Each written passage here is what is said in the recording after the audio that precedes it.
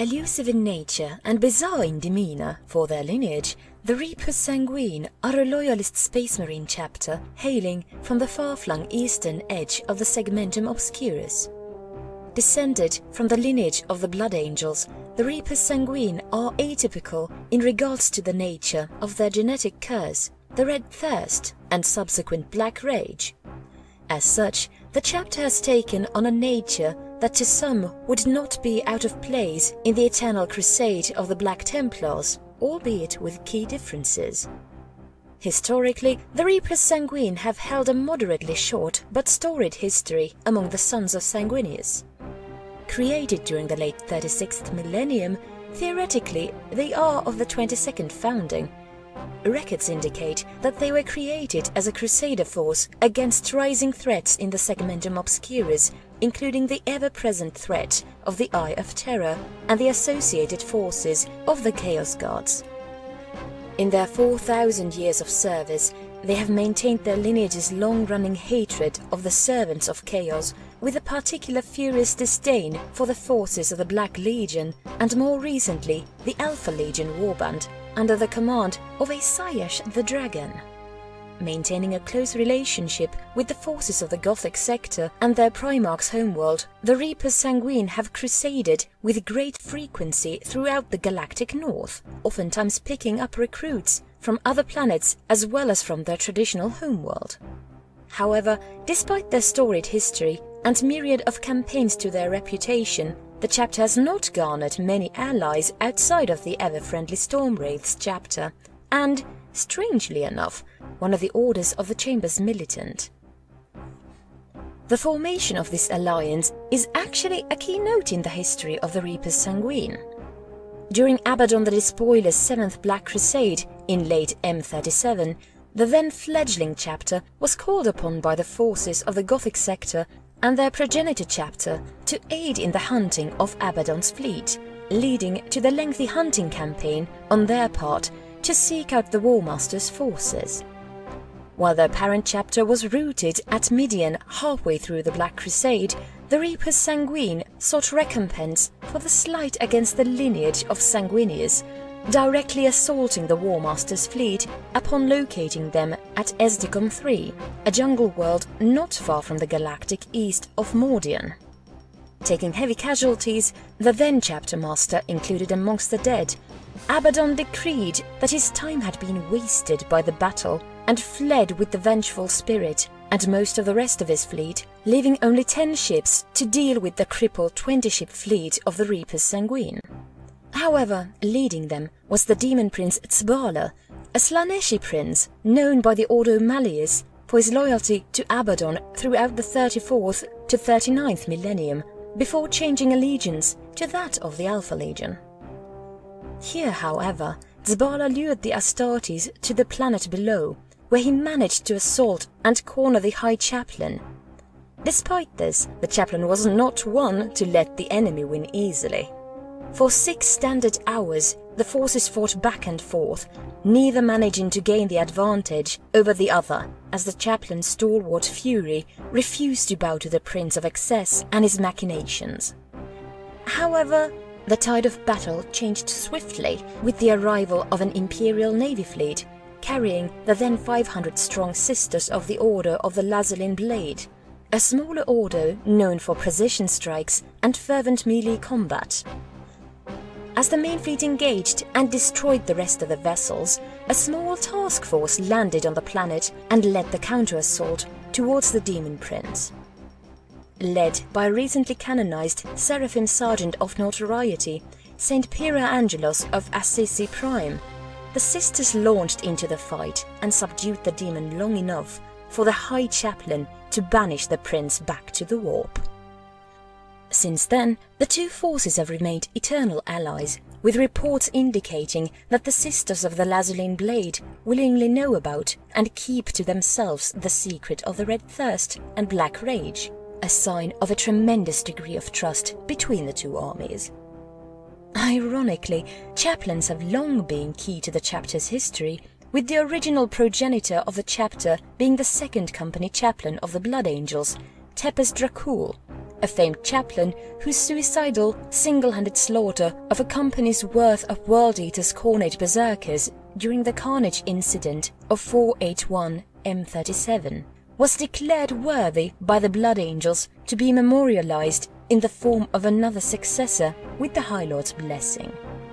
However, whether due to the undocumented mutations in the original gene seed from chaos exposure or the standard degeneration of gene seeds, there were actually 2 faults in the genome that were later discovered. A strange malfunction in their oolitic kidneys that left them of an almost Raven Guard-like pallor and oversensitive oculobes that, while not crippling, makes combat in sunny locales without a helmet annoying and headache-inducing, but not impossible. This combination has ironically made them far more akin to the ancient vampires of Terran myth than even their primogenitor chapter. This has created an unprecedented favoritism of night raids and general nocturnal operations, relying on their parent chapter's favoritism of heavy close-quarters assaults in tandem to raid enemy camps, decapitate advance forces, and encircle their opponents as they rest and resupply. What fortune, then, that their homeworld is a cold and dark place for mankind to exist to begin with. While a chapter with a great deal of preference for crusading, the Reapers Sanguine do maintain a traditional homeworld in the form of an ice arboreal planet of Volsky. On the far edge of the Segmentum Obscurus, merely a few galactic light-years southwest of the storm of the Emperor's Wrath, lies the Moscova system, a small system consisting of a small, weak, yellow sun and 3 planets orbiting it. Out of the orbiting planets, Volsky is the farthest away, just within the Goldilocks zone to be sustainable for life, but out of the range to maintain temperatures akin to Holy Terror. Despite bearing a planetary size 1.4 times the size of Terra and spinning at the rotational speed less than half of the Throne World, its distance from the sun of Moscova has led to the climate, even during the daytime, to be temperatures not unlike Valhalla or Vestroia, while the night side is sporting a climate not unlike those of ancient Terra's Paleolithic ice ages. The planet itself is divided up into regions of glaciation along the northernmost and southernmost fifths of the planet, and the sparse forests and tundras of the habitable regions separated by small seas of frigid salt water. Human civilization on the planet is hardly advanced, at best of early medieval technology, if not older, placing the planet in the upper echelons of the feral world category and just shy of a medieval world. The populace is divided up among a myriad of tribes and petty tsardoms, continuously fighting for resources and land, understandably and expectedly for such a dangerous world.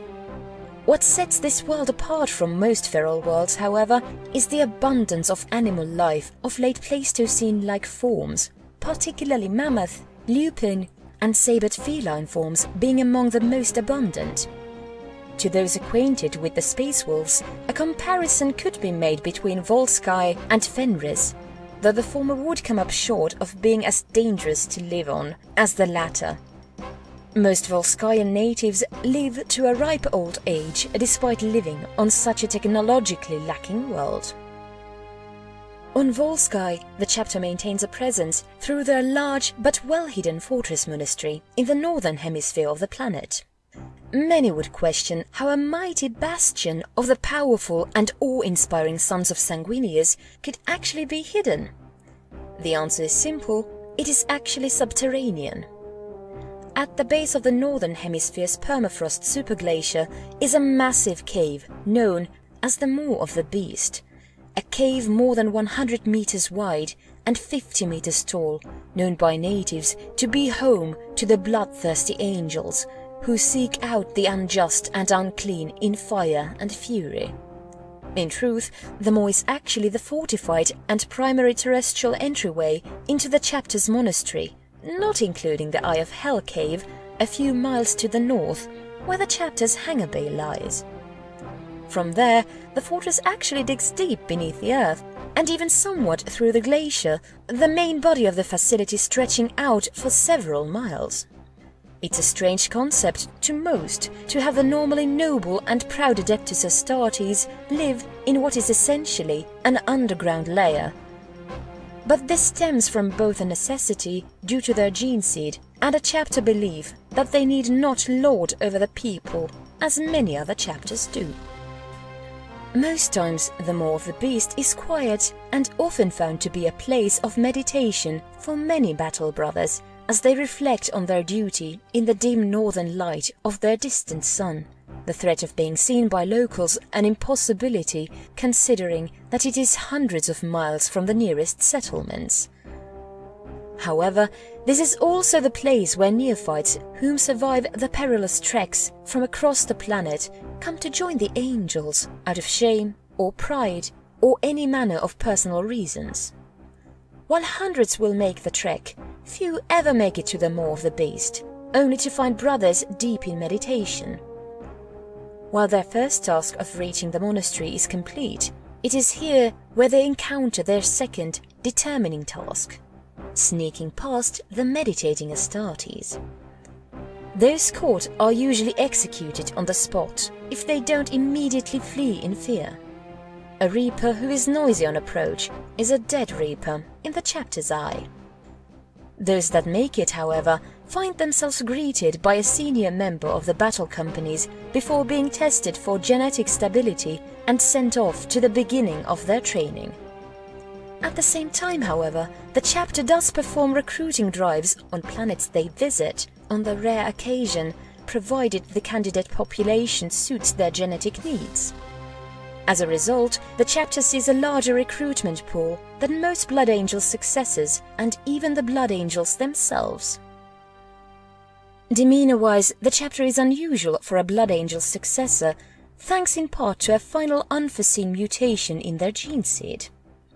While most Blood Angels' successors struggle with their lineage's affliction, the Red Thirst, the Reapers Sanguine seem to have an easier time holding it at bay, needing far less focus to keep it in check. That being said, however, this comes at great cost in the form of the other curse of the Blood Angel's gene seed, the Black Rage. While Blood Angels are usually only screened for the Black Rage by a chaplain on the eve of the battle, the Reclusium maintains a regular regiment of screening due to the fact that the chapter's battle brothers can and will fly into the Rage far more frequently and, granted only in quite rare cases, at complete random.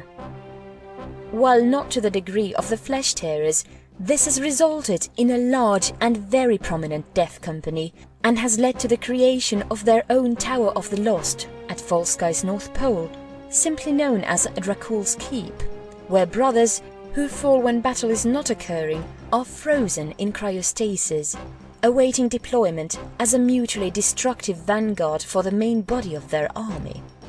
Because of this, the chapter fights as though every battle may be their last, stalwart, bullheaded at times, and very grim, hating their enemy with every fibre of their being, similar to the Black Templars in many ways.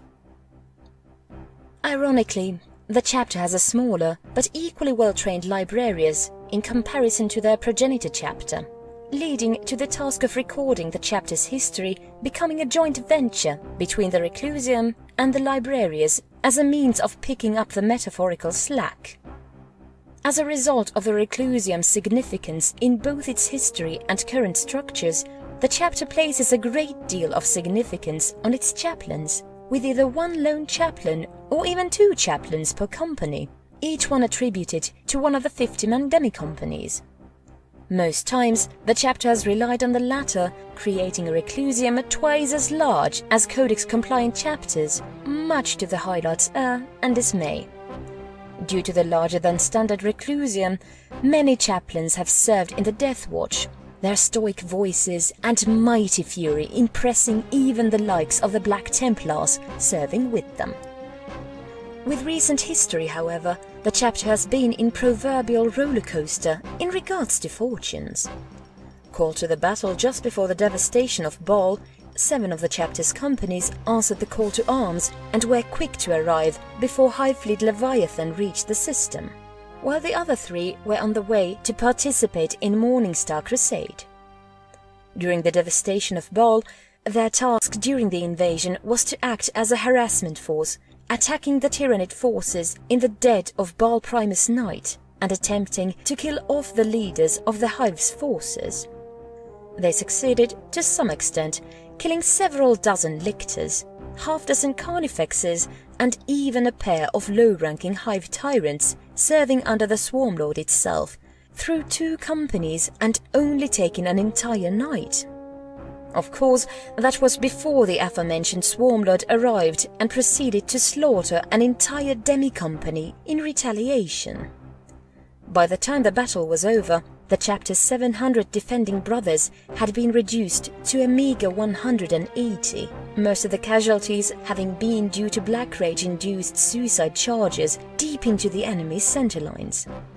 However, with the splitting of Cicatrix Maledictum and the arrival of Lord Commander Robute Gilliman's Indomitus Crusade, the chapter has been reinforced with a great many of the new Primaris Space Marines, bringing the chapter almost to full strength, including in that tally the Battle Brothers who are currently serving in the Sabbat worlds. Whether or not they and their allies have been spared the worst of their own breed of Black Rage concerningly remains to be seen.